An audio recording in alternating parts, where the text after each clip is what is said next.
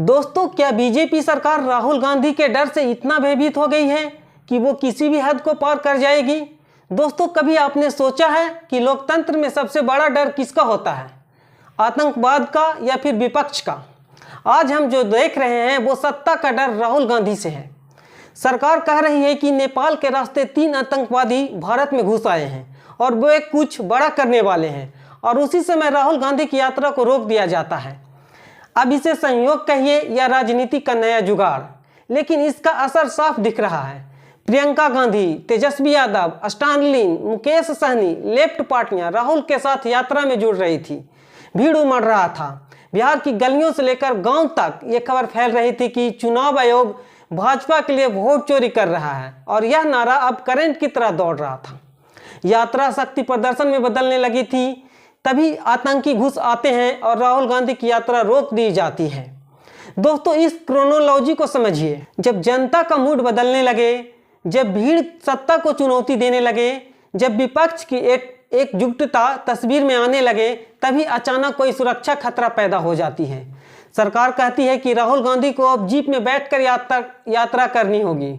उनके 10 सभाओं को कैंसिल कर दिया जाता है। अब सवाल ये है कि आतंकी नेपाल से आते हैं और राहुल गांधी की रैलियां रुक जाती हैं। क्या सरकार आतंकवादी से लड़ रही है या राहुल गांधी से लड़ रही है?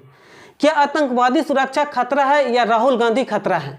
दोस्तों, प्रधानमंत्री मोदी कहते हैं कि उनकी सरकार से पहले हर जगह चेतावनी दी जाती थी कि अनजान चीज को मत छुओ, बम हो सकता है। लेकिन अब उनके मुताबिक ऐसा नहीं होता है। मोदी जी ने कहा कि उनकी सरकार आने के बाद आतंकवादियों की कमर टूट गई। उन्होंने सर्जिकल स्ट्राइक किया, ऑपरेशन सिंदूर किया, पाकिस्तान के आतंकियों को चुन चुन कर मारा। लेकिन हकीकत क्या है? पुलवामा हमला हुआ, सेनाओं के काफिले में बम घुसा दिया गया। पहलगाम हमला हुआ, सरकार को खबर तक नहीं लगी। कश्मीर में कर्मचारियों की हत्या होती रही और सरकार सोती रही, यानी अलर्ट सिस्टम खत्म हो गया है। आतंकवादी अब खुल्लम खुल्ला हमला कर रहे हैं और सरकार दावा करती है कि उसने आतंकवाद की जड़ को काट दी है। दोस्तों, जनता अब सवाल पूछ रही है कि अगर मोदी सरकार ने पाकिस्तान को सबक सिखा दिया तो ये आतंकवादी नेपाल के रास्ते कैसे घुस आए?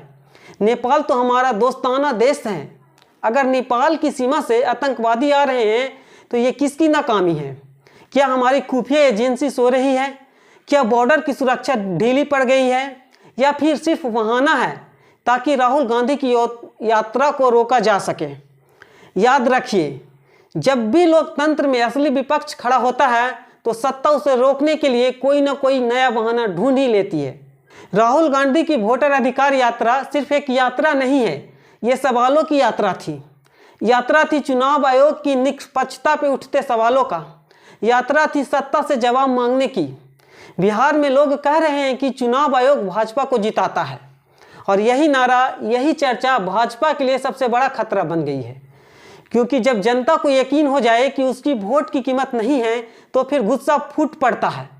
भीड़ उमड़ रही थी, विपक्षी नेताओं जुट रहे थे और यात्री धीरे धीरे आंदोलन का रूप ले रही थी। यही वो वक्त था जब अचानक 3 आतंकी नेपाल से घुस आते हैं और यात्रा रोक दी जाती है। तो दोस्तों, क्रोनोलॉजी साफ है। भीड़ जुटी, विपक्ष एकजुट हुआ, सत्ता घबराई, आतंकवादी घुस गए, यात्रा रुक गई।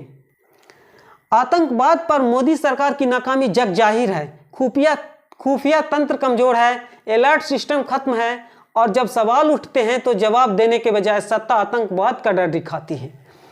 राहुल गांधी की यात्रा केवल उनकी यात्रा नहीं है, ये लोकतंत्र की यात्रा है। इस यात्रा को रोककर दरअसल लोकतंत्र को ही रोका जा रहा है। दोस्तों, सत्ता को डर विपक्ष से नहीं, सत्ता को डर उस जनता से होती है जो सवाल पूछती है, और जनता जवाब पूछे तो सत्ता आतंकवादी ले आती है।